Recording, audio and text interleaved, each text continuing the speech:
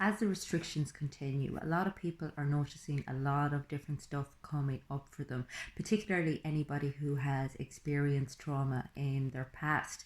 And one place I'm hearing an awful lot of confusion and conflict and disconnect coming up is in people's relationships. I suppose when you put people in close quarters, when their emotional intensity is quite high, there is bound to be a certain level of new territory explored, and that's pushing it as in a nicer way as possible, you know.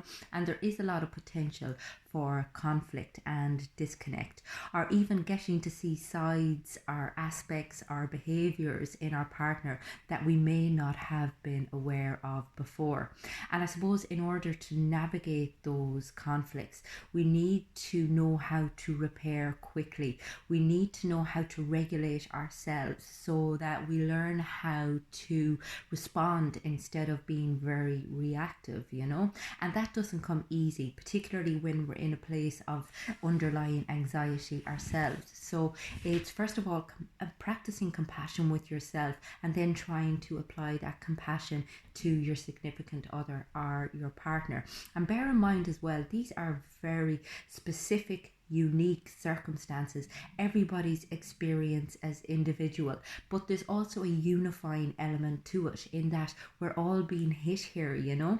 And I suppose it's up to us whether we see that unifying aspect, or whether we kind of branch off into our own experience and isolate ourselves and focus on our own kind of difficulties instead. And whilst the temptation is to become very myopic and to only consider the way it's affecting you, that's not very helpful in a relationship.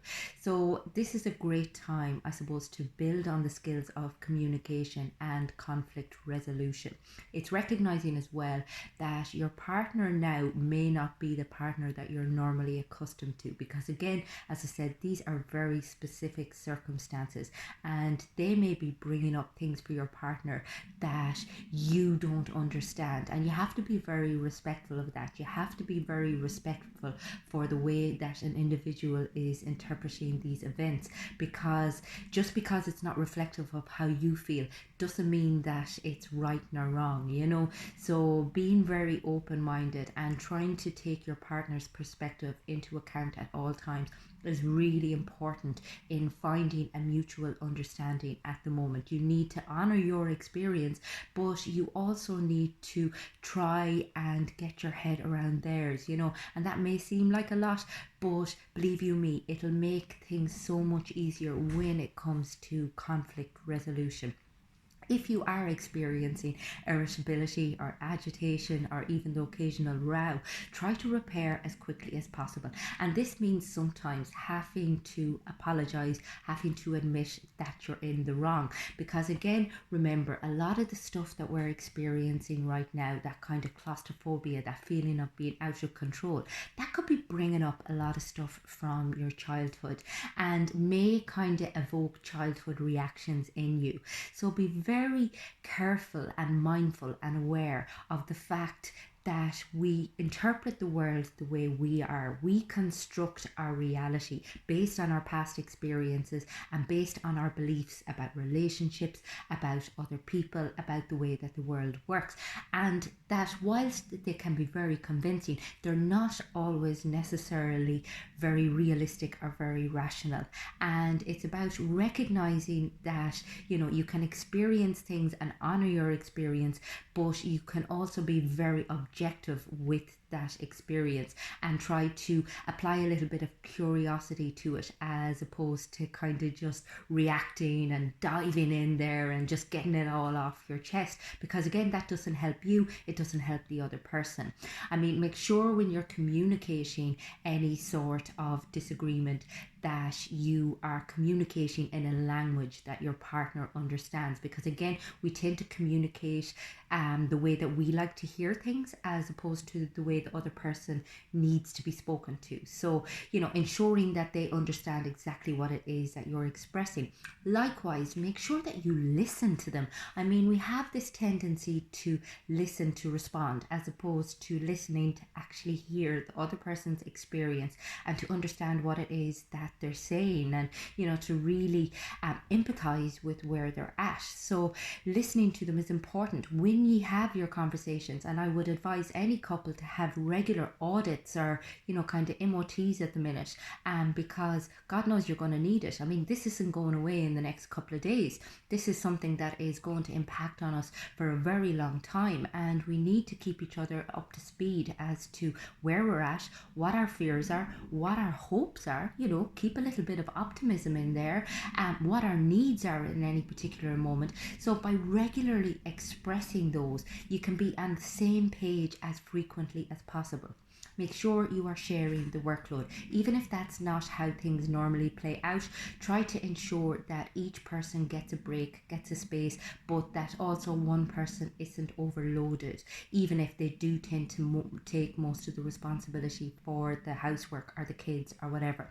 Recognize the unifying aspect of this. We tend to sometimes assume it's us versus our partner, whereas now it's our partner and I versus the pandemic, or indeed my partner and I versus the kids, depending on which you find more threatening or more hostile, But remember, as I said, you came together for a reason, and try to keep that love, try to keep the appreciation, try to keep the admiration, try to keep, kind of the compliments coming, because I mean, we have to be nice to each other now. We're very much alone, and bar posting an odd old photo on social media, which don't get me started on that, people aren't being recognized as much as they're used to, and they don't have the same kind of, I suppose, work recognition, and all of a sudden they're doing everything around the house and they feel like as if nobody is even seeing them. So make sure you're seeing your partner, make sure you're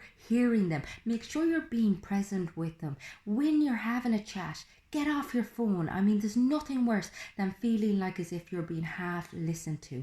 Try not to take too much at the moment personally, because again, we do tend to assume everything is about us, including our partner's behaviours, what they do, what they say, and it's just possibly their way of dealing with their pain, dealing with their struggle. So try to find a middle ground between leniency and accountability. Both of you need to be accountable for who you are right now, how you behave, the way in which you engage with each other. But you also need to give each other a little bit of space, a little bit of forgiveness, a little bit of compassion for the uniqueness of the situation. Try to recognize each other's triggers and be kind to each other at the time. Treat each other kindly and nicely and lovingly. Make sure there's lots of affection, lots of hugs, lots of kisses, lots of sex. I mean, you're living in the same house, you're pretty guaranteed to pass on whatever it is that you have. So don't hold back on the physical side of things.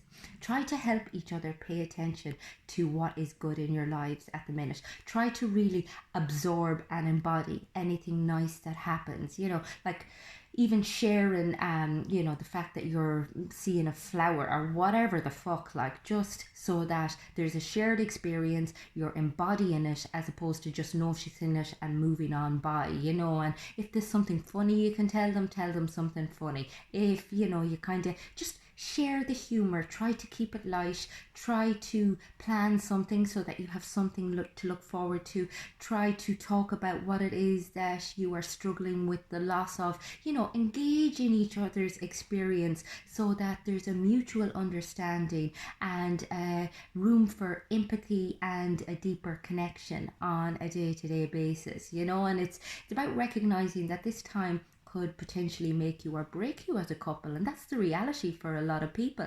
So put as much work in as you can, and try to give your partner the energy that they deserve, because ultimately we tend to take our partners for granted more than anybody else.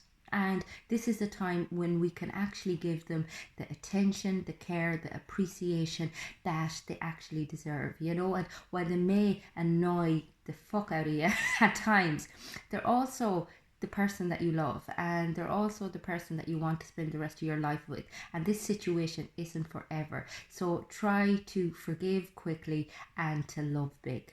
I hope everyone is keeping well.